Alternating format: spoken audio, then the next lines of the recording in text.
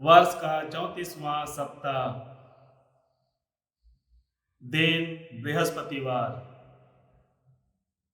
पहला पाठ नबी दानियल का ग्रंथ अध्याय 6 पद संख्याएं 12 से 28 तक। सुसमाचार संत लूकस के अनुसार अध्याय 21 पद संख्याएं 20 से 28 तक।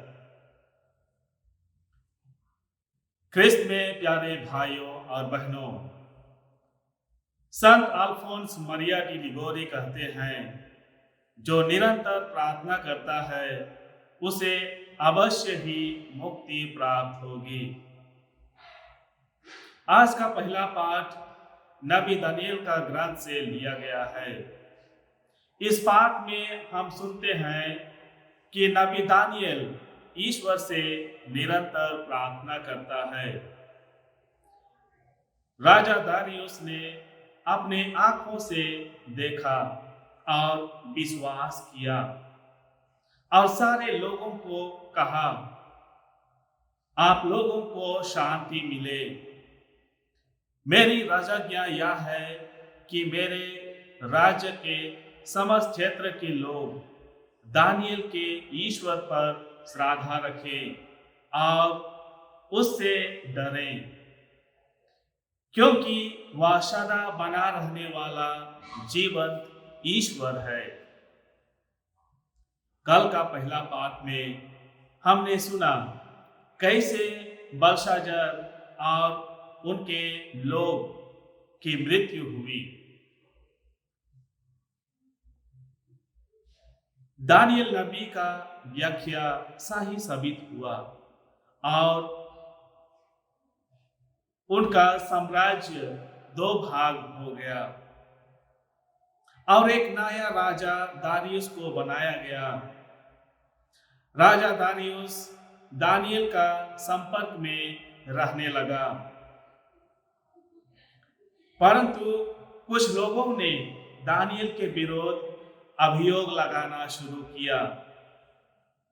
वे लोग दानियल को मार डालने की योजना भी बनाए, क्योंकि दानियल अपनी ईश्वर से प्रार्थना में मजाक नहीं करते थे। उन्हें प्रार्थना द्वारा बल मिलता था। वे लोग राजा दारियुस से आग्रह किए कि वह उसको प्रार्थना करने से मना करे, पर दानियल और मन लगाकर प्रार्थना की।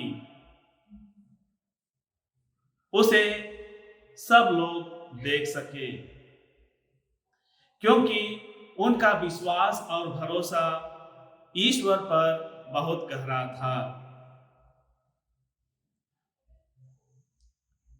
ख्रिस्त में प्यारे भाइयों और बहनों, आइए हम हमारे ख्रिस्तीय जीवन को परखें। हम में से कई ख्रिस्तीय हैं जिनको प्रार्थना करना कठिन लगता है। कई लोग हैं प्रार्थना करते करते थक गए हैं। कई लोग बहुत जल्दी जल्दी प्रार्थना करते हैं। हम में से कई लोग हैं जो प्रार्थना की ताकत को नहीं समझ पाए हैं। आज के सुसमाचार में यीशु ख्रिस्त अंतिम समय के बारे में कहते हैं। जब ये बात होने लगेंगे तो उठकर खड़े हो जाओ और सिर ऊपर उठाओ, क्योंकि तुम्हारी मुक्ति निकट है। जो लोग ईश्वर के साथ खड़े होंगे उस पर पूरी आस्था जताएंगे। दानियल ईश्वर पर पूरा भरोसा और विश्वास किया और उसे ईश्वर ने उन्हें मृत्यु से बचा लिया। और राजा दारियुस ने देखा और विश्वास किया और सबों को दानियल का ईश्वर से प्रार्थना करने के लिए आज्ञा दी। वर्तमान के समय हम जो भी समस्याओं से जूझ रहे हैं, हताश ना हो और ईश्वर पर विश्वास और भरोसा रखें। हमेशा अच्छाई करते रहें और निरंतर प्रार्थना करते रहें। ईश्वर आपको देखता है और आपको रक्षा करेगा। आइए हम प्रार्थना करें कि ईश्वर हमें अपने बल दे, प्रार्थना करने के लिए हमें अपनी शक्ति दे, ताकि हम हमारे अपने जीवन की मुक्ति के लिए निरंतर प्रार्थना करें और मुक्ति प्राप्त कर सकें। आमीन।